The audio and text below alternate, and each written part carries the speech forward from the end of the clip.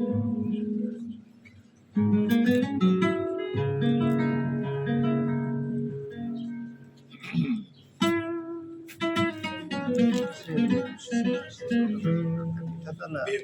buenas tardes y muy bienvenido al Aljibe del Rey, a la Fundación Agua Granada, donde hoy tenemos un acto entrañable y muy especial. Y me corresponde, como director de la Fundación, en nombre del presidente, darle la bienvenida.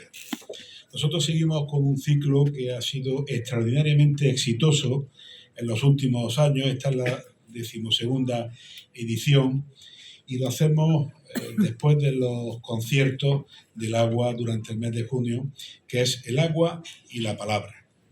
Y hemos querido empezar muy fuerte, con un matrimonio, con una pareja queridísima en Granada, ejemplar, y que nos venía muy bien para que nos hablaran de su última publicación, que son innumerables, cientos, miles diría yo, las que han hecho, ambos como periodistas del diario Ideal, como escritores y como amantes de nuestra tierra y de nuestra sierra, y amantes de nuestra vega, amantes de todo lo que es la naturaleza en toda su esencia. Y la Fundación Consejo de Patronos aprobó una publicación que está siendo uno de los éxitos más importantes, no solamente estamos seguros de esta temporada, sino será de las próximas. Esta edición la dedicamos, la Fundación, a los aljibes, pilares y patios. Y qué mejor que ya que no se habían hecho una presentación muy formal, muy oficial, que sea hoy en el inicio de esta especial edición del agua y la palabra, que sean ellos que vengan a ilustrarnos de lo que es esa magnífica obra. También quiero felicitar a los trabajadores de la institución.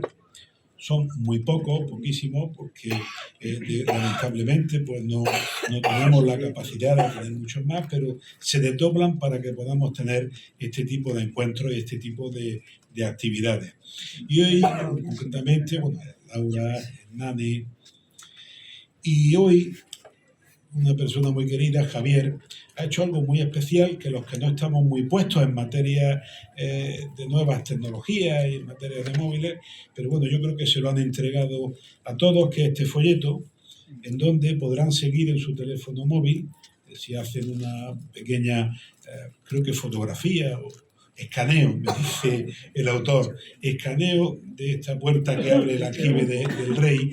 Conforme van escuchando sus explicaciones, podrán ir viendo en el móvil todas las fotografías y las ilustraciones de esa joya, que ya lo es por méritos propios del libro de aljibes, pilares y patios. Por eso también quiero a Javier, obviamente a Javier Fernández, darle las gracias por esta espléndida idea que seguramente la sigamos utilizando en otros actos, en otros acontecimientos. Y también decirle que tendremos al Guitarrap Dúo, que en un pequeño descanso que tendrá esta feliz pareja, pues tendrá la amabilidad de amenizarnos con música, con una introducción instrumental andalusí sobre los aljibes, sobre los pilares y naturalmente sobre los patios. Por lo tanto, sin más, les vamos a dejar en manos de Merche y de Juan Enrique, básicamente Juan Enrique, que es menos el que va a llevar la batuta en este caso, pero la que trabaja a fondo y la que lleva todo, yo sé que es Merche, que es la que manda y la que dirige, pero en estas cuestiones, en este caso, reiterándote, Juan Enrique, las gracias a ti, a Merche. Habéis sido muy atentos, muy amables, y nos habéis dejado a Granada, a los granadinos, nos habéis dejado una obra que, insisto, no solamente por el éxito que ha tenido en la última edición de la Feria del Libro, sino la que está teniendo día a día, porque todo el mundo la queremos tener en nuestra biblioteca, nos había abierto otro espacio, otra ventana a lo que son los acervos más claros, más directos del agua en nuestra tierra. Y por eso os estamos felizmente agradecidos. Buenas tardes, muchas gracias y que tengan una feliz tarde.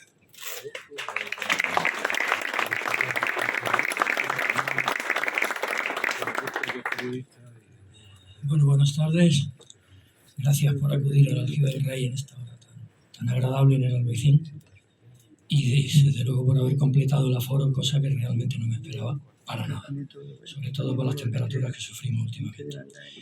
Bien, lo del QR con el sistema para ver las imágenes es simplemente porque a esta hora no podíamos poner una pantalla, no se iba a ver lo suficiente. Entonces, la manera de seguir la narración que voy a hacer, yo le indicaré cuándo ir cambiando de imagen, y yo creo que cuando ya lo hayamos hecho las otras veces ya ustedes mismos van a hacerlo sin que yo prácticamente diga nada. Así que, pues bien, pues empezamos. Bien. El agua hizo germinar la semilla que se convirtió en Granada. Es la frase con la que iniciamos nuestro libro Aljibes, Pilares y Patios de Granada, en el que hablamos de aguas públicas y de historia. Porque sin el uso del agua no habría sido posible que un primitivo asentamiento romano sobre una despoblada colina, esta colina, se convirtiese en la capital de uno de los territorios más prósperos, añorados y cantados por los poetas de la Europa del medievo. La antigua Florencia iberitana, que así se llamaba, de los albores del primer milenio, pudo mantenerse gracias al uso de canalizaciones, depósitos y acueductos que abastecieron a sus gentes. Pero la ciudad creció más de lo previsible con la llegada de pobladores procedentes de África. Fueron gentes que desplazaron los últimos reductos del Imperio Romano. Florentia pasó a llamarse Garnata y se pobló con los habitantes de la desaparecida Medina Elvira, una ciudad que estaba al oeste del Genil, el Darro y el Beiro bajo las colinas de Sierra Elvira. Sabían que no podrían mantenerse sin la llegada de nuevos recursos hídricos. No había agua para el futuro de la ciudad.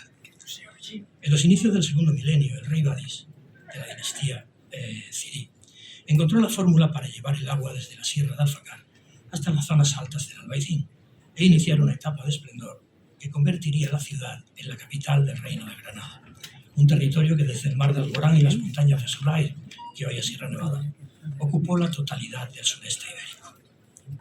En el siglo XI, los ingenieros del rey Badis reutilizaron los antiguos trazados romanos para crear la acequia de Ainadamar, o también llamada acequia de las lágrimas, y llevar el agua desde Fuente Grande de Alfacar hasta los actuales Altos de Cartuja, desde donde se canalizaba hacia la primera red de aljibes públicos, que son depósitos que servían para concentrar el agua y distribuirla hacia diferentes puntos del Albaicín.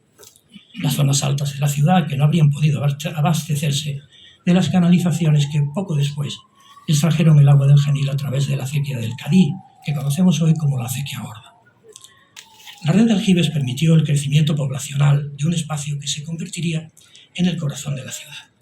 Desde el aljibe del Rey, conocido también como aljibe viejo y aljibe grande de la Alcazaba, que está exactamente ahí, se abasteció durante siglos a las huertas y espacios de gran parte del Albaicín. Un gran depósito de 300 metros cúbicos de agua, que no era solo para el servicio del sultán, y que se convirtió en el núcleo desde el que irradió el crecimiento del entorno de la Alcazaba Cadima, y con sus ramales, los de la acequia y Ainadamar, de la totalidad de la Medina, es decir, de prácticamente casi la totalidad del barrio. Conocer los principales aljibes que formaron la red de abastecimiento de aguas públicas de gran parte de la Granada árabe es entender la evolución de la ciudad y también de sus gentes. Toda una forma de vida que tenía al agua y sus puntos de abastecimiento como eje fundamental del día a día de sus gentes. Los aljibes, restaurados en su exterior entre 2002 y 2006 por parte del Ayuntamiento de Granada y la Agencia Albaicín, son un vestigio fundamental de la historia de Granada y parte sustancial del patrimonio histórico y etnográfico. Tras la toma de Granada en 1492, la presencia cristiana en la ciudad no altera la mayor parte de los sistemas de abastecimiento de aguas. Mantuvieron los aljibes, que en algunos casos fueron ampliados e incluso se construyeron otros, como es el caso de una verdadera joya arquitectónica, el aljibe de la Alhambra o del Conde de Tendillas, al que se conoce como la Catedral del Agua, una verdadera maravilla. Pero poco a poco, la implantación de los conceptos góticos y renacentistas, fusionados en parte con la tipología islámica, hace llegar a Granada una nueva idea de abastecimiento de agua para uso público y doméstico. Aparecen los primeros pilares, pequeñas y grandes fuentes destinadas a cubrir las necesidades de la población.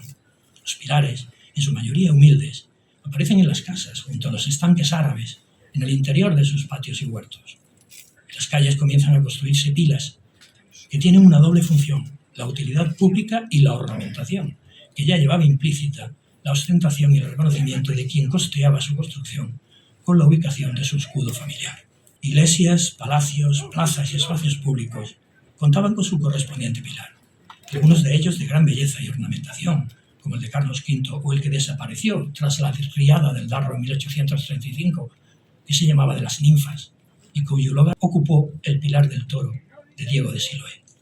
Granada se convierte en la ciudad de los pilares, que en algunos casos se adosan a los antiguos aljibes, de donde extraer el agua para sus caños. Aljibes y pilares que en muchos casos formaron parte indisoluble de los antiguos patios, tanto palaciegos como monacales, de grandes y humildes casas, de corralas y también de edificios públicos. Los patios de Granada encierran la historia de la ciudad, hablan de tradiciones, de vivencias, de amor y desamor, hablan de la vida de las gentes. En la ciudad árabe las familias habitaban las casas cerradas al exterior, con estancias dispuestas alrededor de un patio central, generalmente con algún estanque. El cambio de era, que supuso la caída de Granada y la llegada de nuevos hábitos, no llegó a eliminar el concepto de patio interior convertido en el centro de la vida familiar. Simplemente se adaptó a los conceptos occidentales. El Renacimiento los convirtió en atrios columnados abiertos al exterior, a través de pequeños o grandes pórticos. Pero en todos ellos continuó la presencia del agua, en unos casos en forma de surtidor, otros con brocales de pozo, que en realidad accedían al aljibe, construido bajo el inmueble, y generalmente pilares adosados al lateral del patio, con 1 o 2 caños. Los patios, sencillos y lujosos, volvían a ser el centro de la cultura del agua. Y ahora vamos a oír al grupo de guitarra clásica dúo Guitarap Dúo, que van a interpretar un tema de música instrumental andalusí.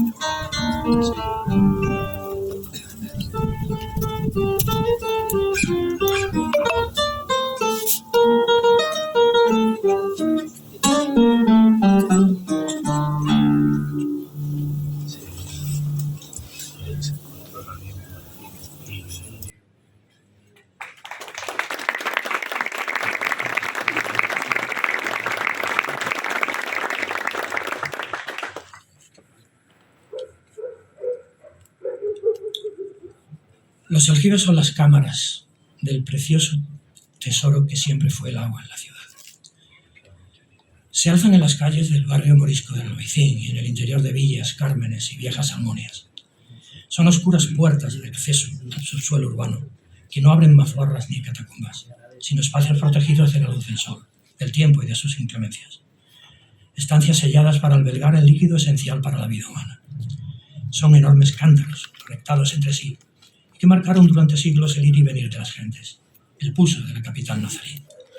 Les llamaron aljibes, elementos destinados a almacenar agua procedente de la lluvia y manantiales, con canalizaciones que formaban un complejo distribuidor hidráulico, una verdadera red vital en uso durante más de un milenio y que aún suscitan la atención de quienes desean conocer sus secretos, la intimidad de la ciudad a la que servían.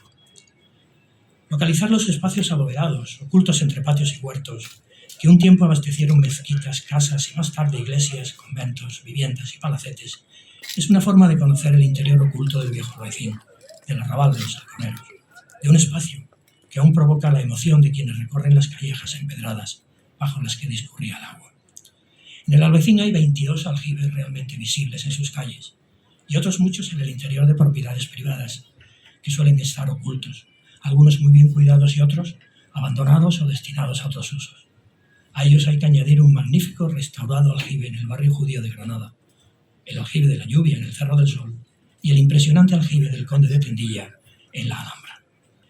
No hay rutas lógicas para la búsqueda de aljibes por la anárquica composición urbanística del barrio, que nos impediría generar una secuencia de pasos coherente. La base de nuestro libro es mostrar dos grandes rutas que nos llevarán a descubrir los aljibes de la zona alta, la del Arrabal, y también los situados en la zona más turística, en la Medina, o, lo que es lo mismo, el Albaicín más conocido. Pero sería imposible describir ahora esos recorridos paso a paso, por lo que hemos elegido hablarles de los más significativos, de una docena de aljibes que son la esencia de estos vestigios de la historia y del patrimonio del agua.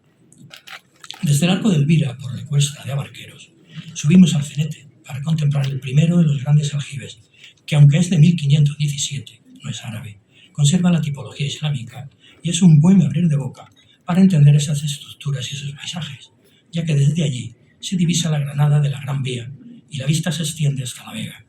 Son 37 metros cúbicos de agua, y para que se hagan una idea de estas medidas, serían 37.000 botellas de 1 litro.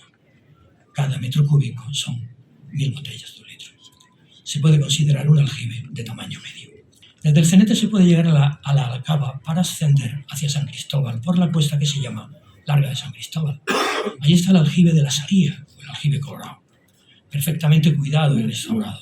Es un ejemplo claro de aljibe ubicado en la fachada de una vivienda, de los que hay muchos de ellos son muy similares. Y al final de esta calle, en lo más alto del cerro, el mirador de San Cristóbal, en la parte trasera de los muros de la iglesia, sorprende un gran hueco en la calle. Está protegido por un murete circular. En su fondo se encuentra la boca del aljibe de San Cristóbal. Se preguntarán por qué está en esta disposición. La razón es muy simple. Está más abajo del nivel de la calle porque el canal que lo alimenta, la acequia original, está más baja que la superficie de la colina en la que se encuentra. Estamos muy cerca de la calle Pajés y la cuesta de San Gregorio, que sube hacia la puerta de Fajalauza y el lugar donde se iniciaban las canalizaciones de la acequia y Nadamar. En la cuesta, el aljibe de San Gregorio, que posee la imagen más clásica de estas estructuras. Y más arriba, en la placeta de la Cruz de Piedra, encontramos un humilde aljibe en el subsuelo de una vivienda y se abre el exterior con un brocal de medio punto, también muy típico en estas construcciones.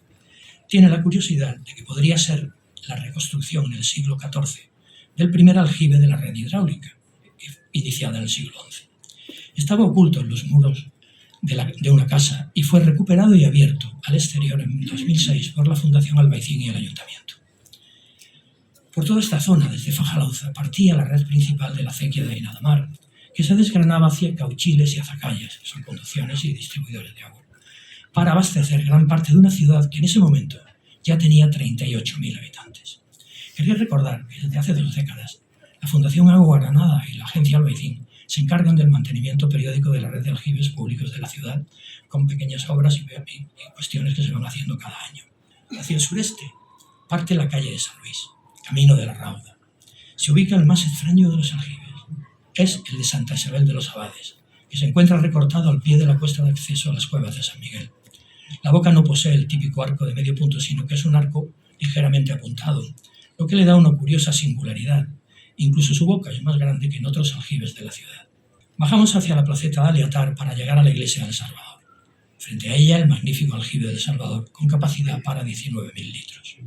Es el primero de los 2 que se ubican en la cuesta del Chapiz, donde más abajo está el del Peso de la Harina, con 2 bocas de entrada para acceder al agua. También se llama el aljibe de las Pesas. Entramos ya de lleno en la Medina, en la zona turística del barrio. Caminamos hacia San Nicolás por las Tomasas, con su ancestral aljibe a pie de carretera, uno de los 3 más grandes de la ciudad, con capacidad para 154.000 litros de agua. Y frente a esta estructura, una de las más singulares del barrio, el aljibe circular, o también llamado de los Negros, que se abre como un cántaro en el suelo de la cuesta de las Tomasas. Su capacidad es muy pequeña, pero sobre él se alza la impresionante imagen de la Alhambra y su alcazaba. No es posible caminar por el Albaicín sin recalar en San Nicolás. No es árabe, pero posee la estructura del agua más fotografiada y conocida de la red de aljibes. Y tiene también un pilar renacentista adosado a su parte trasera y en funcionamiento. Y llegamos al lugar donde nos encontramos. Estamos junto al gran aljibe de Rajin, una estructura de casi 1 milenio de antigüedad, un espacio de 4 bóvedas con capacidad para 300.000 litros de agua. Es el aljibe que se convierte en la imagen icónica de toda la red hidráulica granadina. Provoca una sensación especial adentrarse en su interior, caminar por sus bóvedas y contemplar desde dentro la luz que se filtra por la boca pública del aljibe, por donde los vecinos echaban sus cubos para extraer el agua y llenar sus cántaros. También donde las mujeres de la época les decían a los niños que no se asomaran porque había un duende que habitaba las aguas del aljibe, el martinico, que por cierto aparece en la esquinita, cuando en el folleto se abre la puertecilla, en la esquinita de abajo, obra de nuestro compañero Javier, aparece un poco la cabecilla de ese martinico, un detalle de su creación y su diseño. Considerado como el principal monumento del agua en la ciudad, fue recuperado junto al Carmen, donde estamos, en el año 2007 por el Ayuntamiento y poco después se convirtió en la sede de la Fundación Agua Granada, que se encarga de su cuidado y de mostrarlo a quien viene a visitarlo. Fueron más de 6.000 personas las que visitaron el aljibe durante el pasado año, solo durante un año. No podemos dejar de lado al que se ha llamado la Catedral del Agua, el gran aljibe de la Alhambra, el que ordenó construir el conde de Tendillas tras la toma de Granada, en el subsuelo de lo que hoy es la Plaza de los Aljibes, frente a la entrada del Palacio de Carlos V. Bajar a su interior es viajar atrás en el tiempo. Es impresionante imaginar estas 2 grandes naves llenas de agua, mientras sientes como el suelo, que hoy en día permanece mojado por las filtraciones de agua de la colina de la Alhambra. Acceder a su interior por una estrecha escalera con ventanas a las bóvedas aporta un aire de misterio que se ve aumentado por la presencia de un cubo colgado desde el techo. Este cubo cae desde el brocal del pozo que está situado en el kiosco que hay en la superficie, el que está ubicado en la placeta situada enfrente del Palacio de Carlos V. Este cubo entra y recogía el agua de esta gran catedral del agua. Y ahora vamos a oír una masaja andalusí.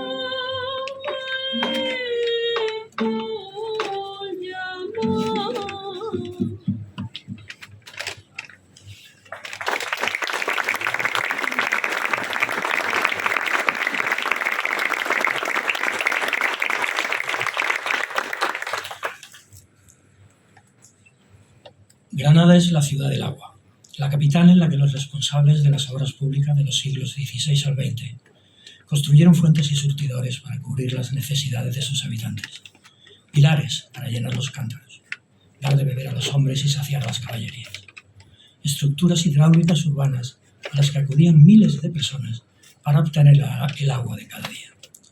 En Granada se conserva una nutrida muestra de lo que eran esos pilares por los que todavía mana el agua y son utilizados por muchos para beber, acicalarse o simplemente refrescarse. Los pilares marcan los caminos del agua en la ciudad. Buscarlos entre las calles, plazas, palacetes y mansiones es un ilustrativo ejercicio de inmersión en la historia, ya que están situados en lugares estratégicos, junto a monumentos, en puntos claves de conexión entre calles y plazas. Más de medio centenar de estructuras que están formadas por una pila o pilón con uno o más caños por los que sale el agua y un frontis con elementos decorativos frontales. Algunos de ellos, como los de la Catedral, el de Carlos V en la Alhambra o el del Toro en Plaza Nueva, son obras de arte reconocidas y otros simples pilaricos sin mayores pretensiones que dar agua. Aunque en el libro mostramos imágenes y datos de 44 pilares, englobados en 4 rutas, Alhambra, Realejo, Centro y Albaicín, es imposible mostrarlos todos en una exposición rápida, por lo que hemos elegido el no va más de los pilares, los 10 pilares, el top 10 de los pilares o espacios con los más significativos y curiosos de la ciudad. Empezaremos con la Alhambra.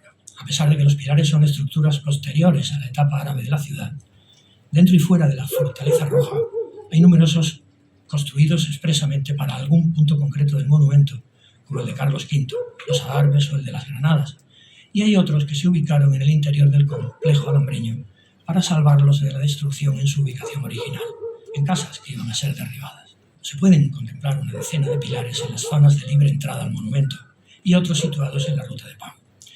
Hay 2 especialmente significativos. El primero está al pasar la Puerta de las Granadas en la Cuesta de Gómez, junto al paseo central del bosque, donde se sitúa un atractivo monumento en forma de mausoleo de mármol rojo y blanco, con un pilar en el centro con 2 bocas para el agua que desciende desde la fuente imperial de la Alhambra. Y allí subimos en lo más alto de Gómez. Está el gran pilar de Carlos V, o también llamado de las Cornetas. Es una obra de arte de 1545, ejecutada por Nicola de Corte y restaurada 100 años después por Alonso de Mena. Dicen que sus 3 mascarones son los ríos de Granada, Genil, Darro y Beiro. En la Alhambra hay una gran cantidad de pilares repartidos por todo el recinto, tanto de visita libre como de la zona de Pau. Todos ellos se han ubicado allí tras ser salvados de la picota en derribos de casas en la ciudad, especialmente en la zona del Parador de Turismo, donde hay una interesante colección de pilares que fueron salvados de la destrucción y ahora adornan las diferentes estancias exteriores, incluso alguna interior de este hotel muy conocido de la ciudad. Bajamos de la colina de la Sabica, bajamos de la Alhambra para contemplar el Pilar del Toro. Es una impresionante obra escultórica de Diego de Siloé de 1541, situada junto a la iglesia de Santa Ana, en Plaza Nueva. Su gran cabeza de buey, que no es de toro, mira al viandante y observa a quienes beben del agua que emana de sus fosas nasales. Este pilar estaba en la esquina entre la calle Calderería y la calle Elvira, pero el alcalde gallego Urín, en 1941, decidió trasladarlo a Plaza Nueva para sustituir el gran pilar de las ninfas, que había sido destruido a final del XIX por una gran crecida del río Darro, que destruyó gran parte de toda esa zona. Hay muchos pilares en palacetes y casas del casco histórico de la ciudad.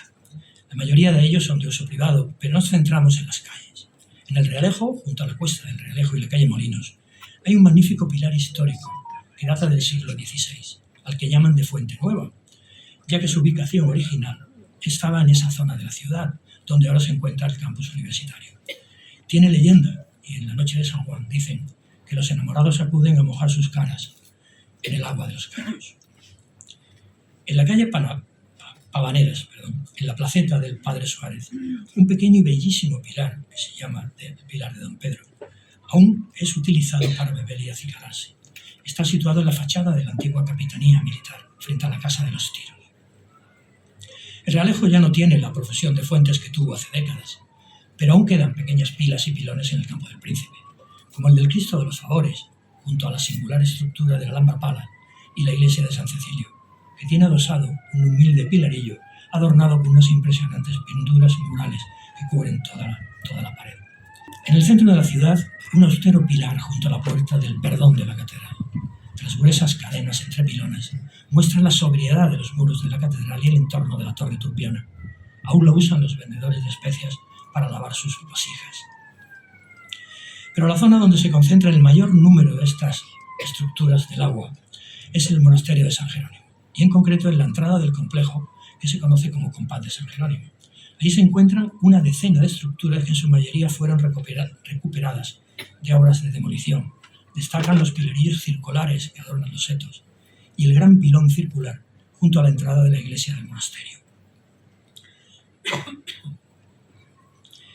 Como ejemplo claro de recuperación de derribos, el pilar que se ubica en el inicio de la Gran Vía, frente al Instituto Padre Suárez, bajo la fachada de la actual sede de la Junta de Andalucía y de la antigua Escuela Normal, hay un pilar que es utilizado a diario por centenares de personas y fue rescatado del derribo de la casa de la conocida filántropa alemana y granadina Berta Wilhelmi, que tenía su familia en el salón. Son estructuras básicas de una red de aguas públicas que durante años tuvieron el objetivo de dar de beber a las gentes de la ciudad y también de sus visitantes. Este tipo de estructuras son muy acordes con escuchar algo de música sefardí, concretamente una bellísima nana sefardí.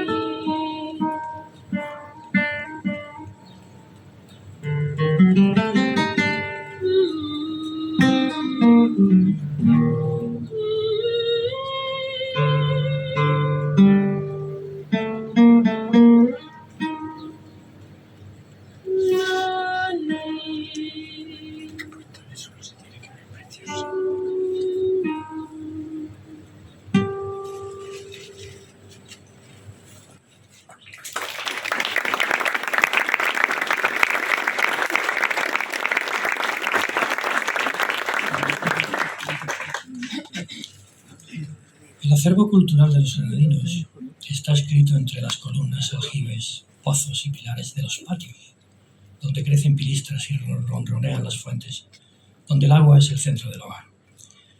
Los patios granadinos son estructuras de origen milenario. Algunas de ellos aún muestran su pasado romano y árabe. Patios de interior, estructuras arquitectónicas encargadas de distribuir los espacios en casas y palacios y concentrar los usos cotidianos de pequeñas y grandes comunidades. En Granada hay decenas de viejos atrios, supervivientes de los avatares del tiempo. Son elementos básicos para conocer la evolución de la ciudad y de sus habitantes. Todos ellos cuentan con un denominador común, la presencia del agua como elemento fundamental para garantizar la vida y el bienestar de sus moradores. La observación de estos antiguos espacios permite entrar en un universo donde las piedras, arcos, columnas, fuentes y pilares cuentan historias y vivencias. Permiten trasladarse a tiempos en los que la Alhambra aún era un proyecto en la mente del sultán Al-Amar, a épocas en las que los arquitectos del XVI reconvertían almunias en austeros conventos de claustros porticados con grandes columnas y jardines para la contemplación mística, y se construyen corralas populares, lugares donde comprobar cómo el romanticismo del XIX se adueña de los palacetes construidos sobre los barrios nazaríes. Entre las antiguas casas del barrio de Magdalena y el de San Jerónimo se esconden maravillosos patios. Muchos de ellos son en realidad zaguanes, estructuras que dan acceso al interior de las casas y, en algunos casos, al verdadero corral abierto interior. Las calles Buen Suceso, Puentezuelas, la plaza de la universidad, los colegios mayores y casas nobles albergan maravillosos ejemplos de estructuras construidas como centro de distribución de grandes viviendas. Veamos ahora unas rutas básicas para conocer los patios clásicos granadinos. En el centro podemos ir de la calle Puentezuelas a Buen Suceso y después a San Jerónimo. Empezamos por la Facultad de Traducción en Puentezuelas, con un patio jardín rodeado por las estancias del antiguo Palacio de las Columnas, con una segunda sede en la calle Buen Suceso, con un sencillo y atractivo patio columnado clásico de la tipología granadina. En la calle San Jerónimo hay tres paradas fundamentales. La primera en el Colegio Mayor San Bartolomé y Santiago, con un magnífico patio renacentista lleno de macetas con pilistras y pilares. Una inyección de historia y de recuerdos de universidad. Un poco más abajo, los patios de dos palacetes, el del Conservatorio de Música Victoria Eugenia, que es de estilo manierista, con un precioso pilar en uno de sus laterales, y el del Colegio de Notarios, con columnas de los siglos XVI y XVIII.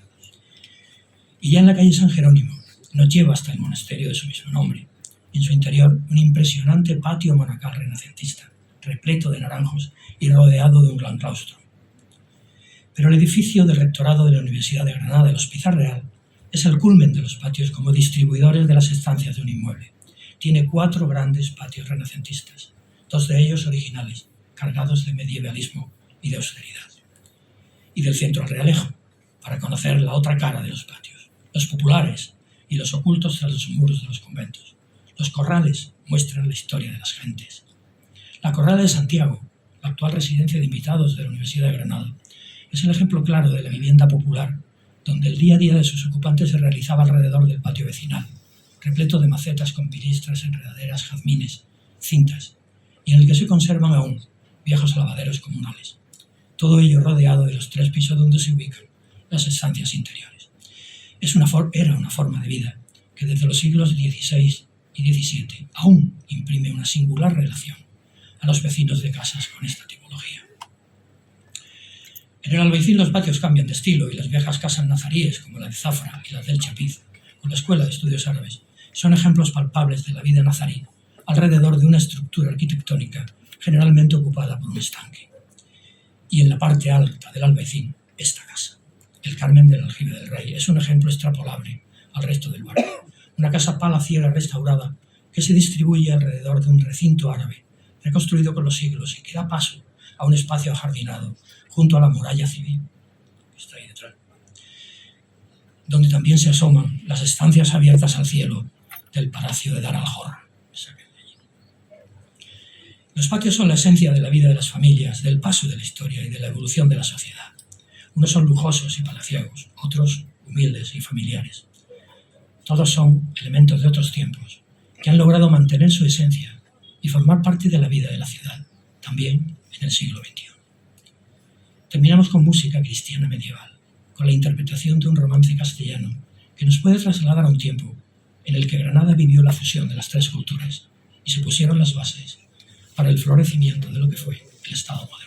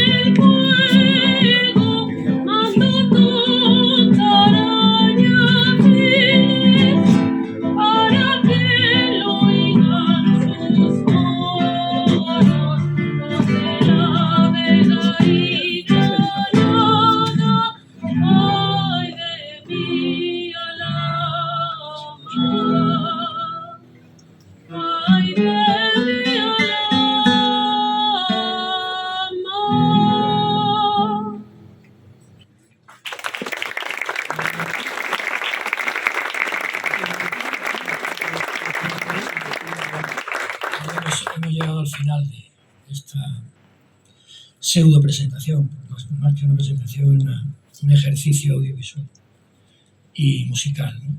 Y no quería terminar sin recordarles que la semana que viene continúa el ciclo El agua y la palabra en el Aljibe del Rey, y esta vez sí vamos a tener a alguien que de verdad sabe estar aquí, es bastante más ameno que yo, y nos va a contar cosas sobre la historia y la actualidad del río Barro.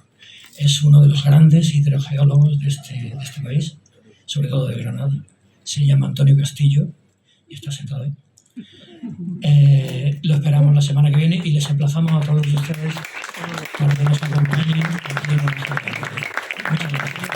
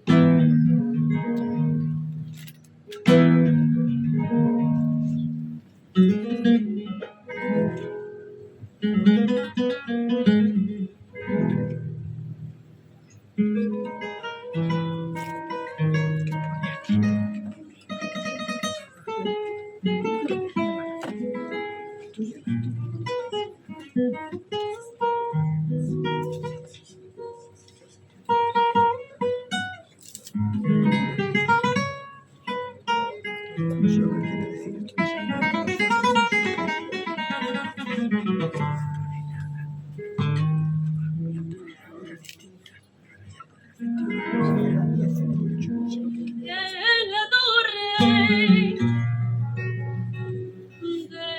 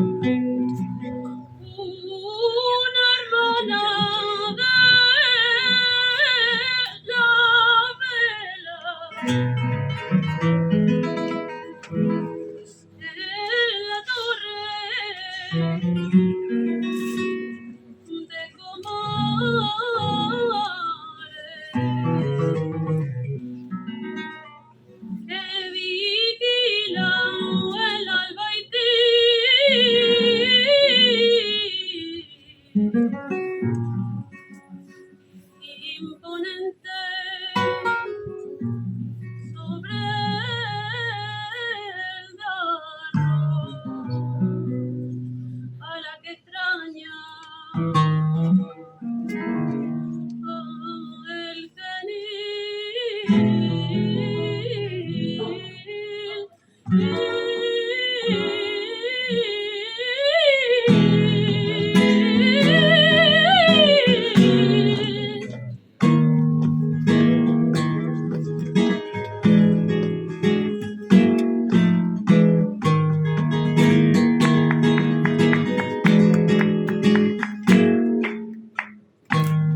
más fuerte que el alambrón cuando tiran un cañón. Soy más fuerte que el alambrón porque el alambre retumba, pero mi corazón no, pero mi corazón no.